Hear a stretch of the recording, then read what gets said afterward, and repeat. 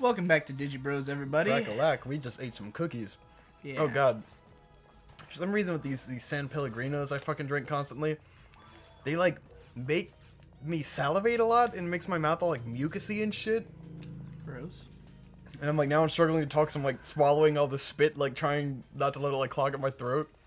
Why do Weird, you, it's weird why shit. is there It's like no lubricating. drink you can drink?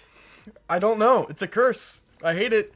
There is absolutely no drink that doesn't like affect me in some weird ass backwards way. Victor is like, okay. Compare me and Shade. Oh, by the way, this is the cave. Yeah, we made it to a new place. It's not the forest anymore. We're in the cave. Yeah, get used to this. God, this is really bright. Like, hurting my eyes right now. Get used to this because you'll be seeing this for a little while. Although the caves look pretty different. But there's 3 levels of them, right? 3? There's 3, right? Yeah. 3 caves. And we got the evil sharks, which are exactly the same thing as the Boomas, except they're scythers. They're sharks. They're also evil. Or I guess more than scyther. They're more than a scyther. They're what's it called? The fucking land shark from Pokemon. Oh, true. What's it fucking called? Sharpedo? No, not the land shark. Garchomp. Garchomp. Garchomp. Oh, Garchomp. One yeah. of my favorite Pokemon, and I couldn't remember his name. More than a Garchomp. So yeah, we're fighting a bunch of Garchomp. They really do look exactly like them when I think about it. I guess that's the standard look for land shark. Yeah. I guess if you were gonna imagine what a shark would look like on land, it would be a shark with arms. I mean, that's pretty straightforward. What were you talking about? You're starting to talk about some shit. We haven't talked about anything. I was just in the cave. Or your drinks, yeah. Yeah, the drinks. You know, all I drink really is diet green tea. Yeah. Like when I'm out, I might get like all you drank before was Mountain Dew, and then you switched over to diet green tea. I spent like 10 years drinking Mountain Dew. It did a lot of damage, and I stopped. And I immediately lost a lot of weight, and my teeth stopped falling apart at the same rate. I think that's reversed at this point. Well, that's because I drink a lot of alcohol. Beer. But and I don't do anything physical at all. Like yes. But I lost weight like without even doing anything when I stopped drinking Mountain Dew. Yeah. Like just my everyday life was burning more calories than what that had been putting into me. But yeah, all I drink for the last 2 years or so is diet green tea. And I'll have like a Mountain Dew or a lemonade or something when I'm out. You know, I have beers and stuff. Shade drinks nothing but Mountain Dew Code Red, which is the worst drink imaginable. Yeah. I don't understand how he's Super alive. Super addicted to Mountain Dew Code Red. But Victor can't find a drink that sits right with him. Can't find a drink, man. Like there's I gotta no have drink a variety that allows Victor to feel good after drinking it. They all have some kind of weird averse effect. Some weird thing. By the way, I'm getting the fuck away from that flower because when it does that, it will explode and cast poison. I would say black coffee might be the safest drink for me, but it doesn't taste great. Right? I can't do coffee. It gives me It does kind of give me a headache, especially when it has milk in it, which is the best tasting coffee. Right. Whoa. Okay. What did it do to me? Am I paralyzed? Yes, you're paralyzed. See if you have an anti-paralysis, otherwise you're fucked, or a soul atomizer. I think I have an anti-paralysis. Yeah, I have a couple. The best way to get out of paralysis is to get off? poisoned. It does not. It'll stay on you forever. Yeah, it's very fucking tedious. The only way to get it off is to use an anti-paralysis or get poisoned. Wow. And then the poison will stay on you forever until you use an antidote. Or you get paralyzed. That sucks. So just like, yeah, it sucks as a hunter because you have to get close to hit them. Well, also, how would I even open boxes, like, to get an anti-paralysis? You can't. Oh, that is brutal as fuck. Yeah. Not very clean at all. No. So yeah, I just think it's funny that Victor has to, like, every time we go grocery shopping, it's always like, all right, what does Victor want? Because, oh, what the fuck is that? Whoa, what is that? What is that? Oh, no, not the whatever that is. Hope always makes fun of me because I always want to go to Wawa. And, like, you know, with you, it's, like, so obvious. Like, we always end up going to Wawa at some point in the night. But if I'm at her house for, like, 8 hours straight, then, like, she'll just drink water. And I'll be like, want to go to Wawa? Like, I'm kind of thirsty. So I have to have a drink on me at all times. It's true. You do It's a go out and curse. buy drinks a lot. Yes, she makes fun of me for it, and it hurts. Yeah. It's going the wrong way, bro. We already been that way. You're going. I'm green. Okay. You're red. I thought I was. See that I'm red green, thing next to your you name? Red, no following. Anyway, on the last episode, we finished off. We had the topic of projects you never released. Yeah. Oh yeah. Which I have a lot of, but like I don't knock know. the fuck out. I don't know how many of them would be interesting to talk about. Like, there's a lot of videos that I write that I just decide aren't good and then don't release them, or I lose interest in doing them. I just was going through my Google Docs like very briefly before we started, and I saw a post called "The Cigar Problem," and I was like, "What? What is that?" And I start reading it, and like, I very, very, very vaguely remember that I might have wrote this like a year ago, but I have no recollection of doing so. I was like... It must have been after you tried to have a cigar with Marcus. No, it's not about cigars. Oh, I see. It's about a quote that's attributed to Sigmund Freud, though he didn't actually say it, which is sometimes a cigar is just a cigar. It's meant to be about like symbolism and how it's not always something, but sometimes it is. Yeah, do you have a telepipe? Yes. Do you want to use it? I have no Mooney mates. Wow, that was quick. I didn't buy any. Oh, I don't have a telepipe. Whatever. I must have sold it at some point. I'll stick it out. I use another fucking anti-paralysis. Fuck these things. Yeah. That move they paralyze you with like comes out of nowhere. Like, yeah, it's not very it's only well if you're close though. Well, I'm just not gonna fucking fuck with those things anymore. And you can't dodge it. Like, it's impossible, even if they did telegraph it.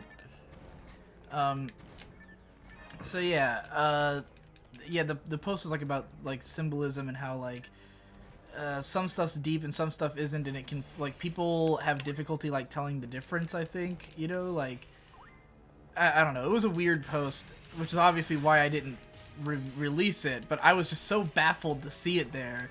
But I do write a lot of stuff that I don't publish because I just, like, by the end, I don't think the concept really means anything anymore, or, like, I don't think anyone will care, or I don't care, I don't want to edit it, you know? Yeah. I don't think you're missing much. I think any of the really good stuff that I haven't released, I still intend to release.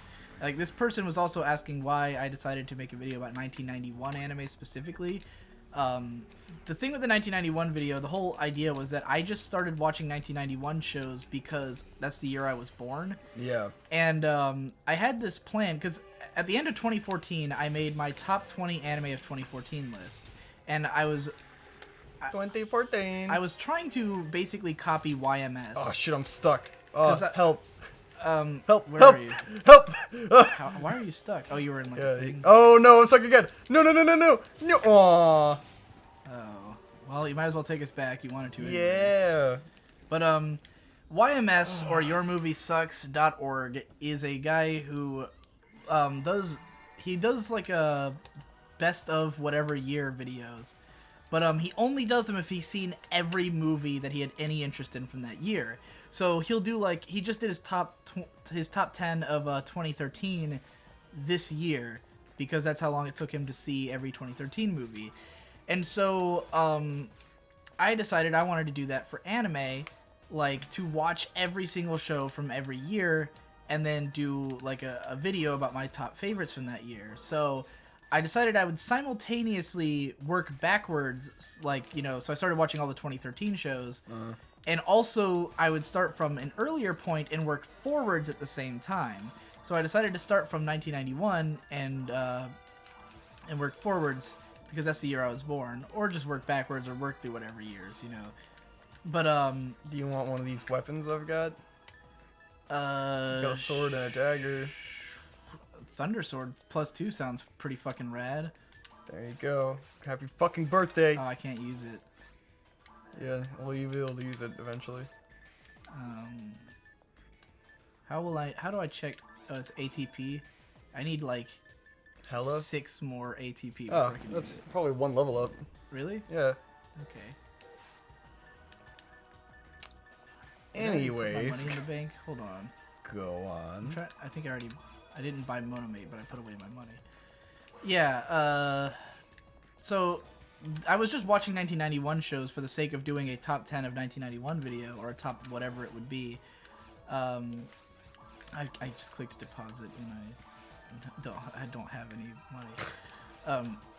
And it just so happened that as I was watching 1991 shows, I was noticing how many of them had female protagonists who were almost always put into some kind of like situation where like people were being sexually aggressive with them or something, and they were, or trying to hold them down, and they were always fighting against that. And I just thought it was interesting that there were so many shows like that all at the same time, which is why I was writing that video about it.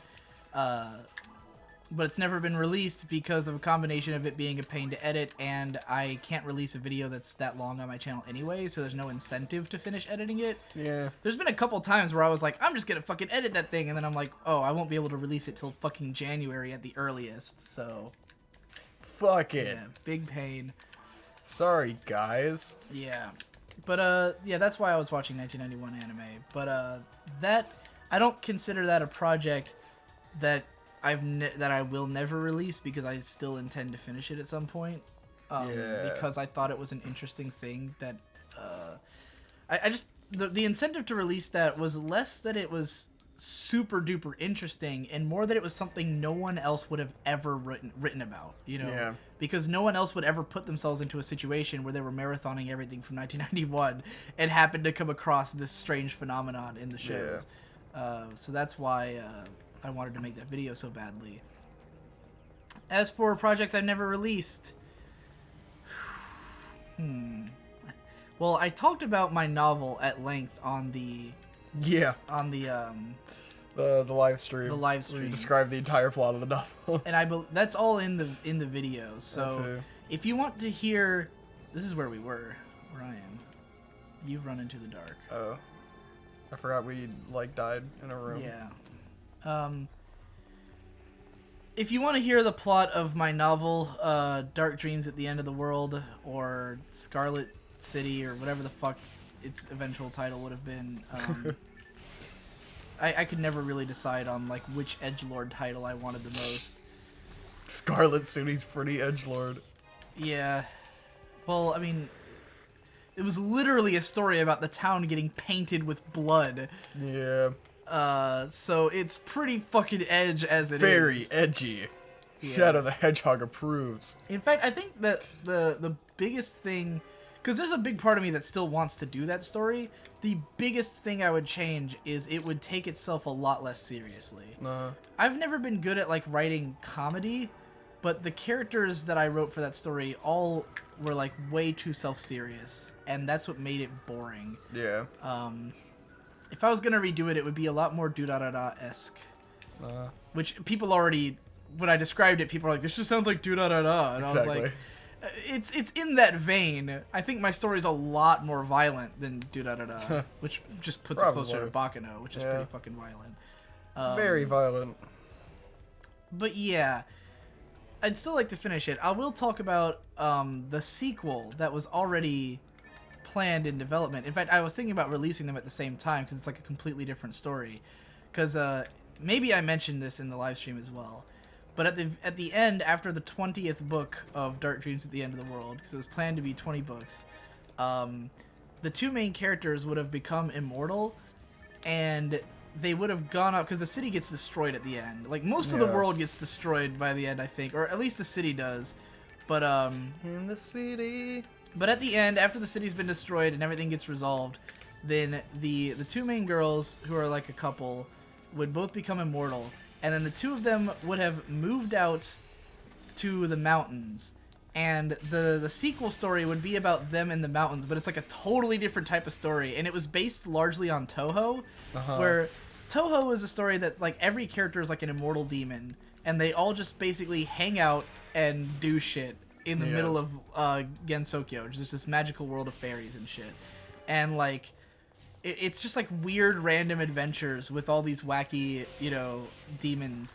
And so basically, these two characters who are now immortal, thanks to the plot of the other story, would move out to the mountains, and it would turn out that it was like a bunch of immortal demons live in the mountains. And it was like just like a slice of life comedy type thing. Fuck, why did it have to become this? Because it would be a really funny way to go with like these characters from this completely different, more serious story. But if I released both at once, then it would be sort of like two unrelated stories, and I wouldn't really address how they got there. So like, you know, it wouldn't like spoil the original story except to know that these two survived, you know. But yeah, that was called Dark Dreams at Mount Hell. Dark Dreams at Mount Hell. Yes, the place is called Mount Hell. Of course. What else would it be called? I love, like, for me, unabashedly edgy, stupid names are the best names. Like, of course. Like, what could be better than just calling it, like, Blood Explosion or something, you know? Or, like, the Shotgun Dance, which is one of my favorite names of a character from the Dark Dreams at the End of the World. That's from book 2. The main villain is the Shotgun Dance. Yes. Which is actually just the embodied version of one of the gods, the Chaos, who tries to create chaos in the city just because I was really into the Dark Knight, probably. And I'm not very creative. Though the Chaos is not like the Joker, it's more of a force of nature. Every fictional thing you do is always just like straight based on something else. I think if I released this, it wouldn't seem as like clearly copycat. Yeah. Because the way that the stories are meant to unfold is not quite the same. And but yeah, like the ideas are always like very much, like I said before, Dark Dreams was based on me making a list of the 55 things I wanted the most out of a story, and then I literally combined elements of those and made characters out of them, and that's how it came to be. So it was very much everything I'm influenced by. Yes. But of course, the novel that I did write in 2010 will never see the light of day because it's fucking garbage. If that story ever comes out, it will be because I rewrote it. And don't get me wrong, I rewrote that story a number of times. The novel, I think, was the last one, but like I had written the first chapter like a lot. Wow. Because over the years, I want to say I came up with the concept for that story in like mid 2008. And I wrote that novel at the end of 2010. Wow. So, like, all of the characters and everything had been around for a really long time. It was just in 2010 was when I came up with the actual plot. Yeah. Because, like, I had all these characters, and I had, like, vague ideas about what I wanted to happen to them, but I could never come up with a good story, like, to frame it all around. And so, every time I attempted to write it, I would have, like, a good opening scene idea, but never a plot idea. Yeah. So, yeah, there's, like 10 different versions of the first scene that are sitting around in notebooks in places. And then it was in 2010 when I came up with the actual plot, and then I planned out like 20 books and then wrote the first one. And planned out 20 books. It's just not good. Yes. I think it could be made good, but I'd have to change a lot of the basic premise of the plot. And explain it in a way that doesn't require an entire chapter of exposition. And the characters would be less lame and a lot more fun. So yeah. Other stories. I talked about Chip during the live stream as well. A story about the girl who was like a bargaining chip for marriage in a sci-fi world. I have my depression documentary unlisted on YouTube that I made was that in college. Wasn't that for class or something? Though? Yeah. And then I was like, I'm hiding this forever. Yeah, it was yeah, it's pretty bad. It was not the worst. It wasn't the best. Yeah.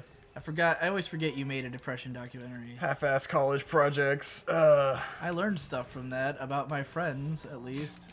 That like, cause didn't Brandon talk about trying to shoot himself in that? Yeah, but he's told that story different ways several times, so I don't think he told the honest story. I see. I think we brought that up on GameCube chats or something. I'm sure we brought it up somewhere. Maybe in one of the Digi and Friends episodes. Yeah, a lot of depression in our group of friends. Because in that documentary, Victor was doing a documentary about depression, and he interviewed Trevor and Brandon. He interviewed both Trevor and Brandon, and he interviewed me, but I don't think mine got used. Conrad's was horrible because he just rant on forever, and it just like Yeah. you seem really disingenuine. Oh, And did then- I? Yes, that is like my teacher was like, you need to take this guy out.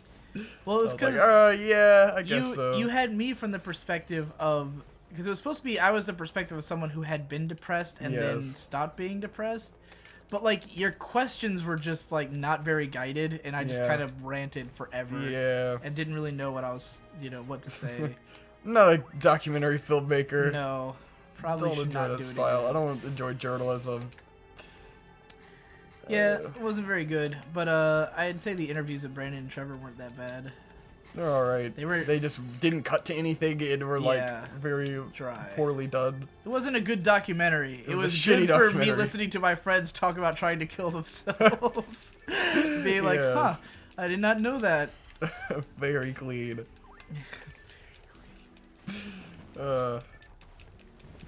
Alright, that's it for this episode of Digi Bros. All right. I think, right? I don't that know. like a I'm whole- not keeping track of these. It's really hard because I can't really see the I have no perspective of time when playing this game. shit. I can't really see the recording very well, and I can't ever remember when we started each episode. So like I'm kind of really winging it, and I also don't know how On the long I Wings want of them an to angel. be. Alright, Yeah. let's It's clear this not a room game first. with progress. You know. It's a lot harder to be like, oh, we finished a dungeon. Yeah. stop Let's here. end this episode. Now I'm out of monofluids. Hit 'em 4. Alright, next time on Digi Bros, I'm gonna try to remember if there's any other projects I never released that would be fun to talk about.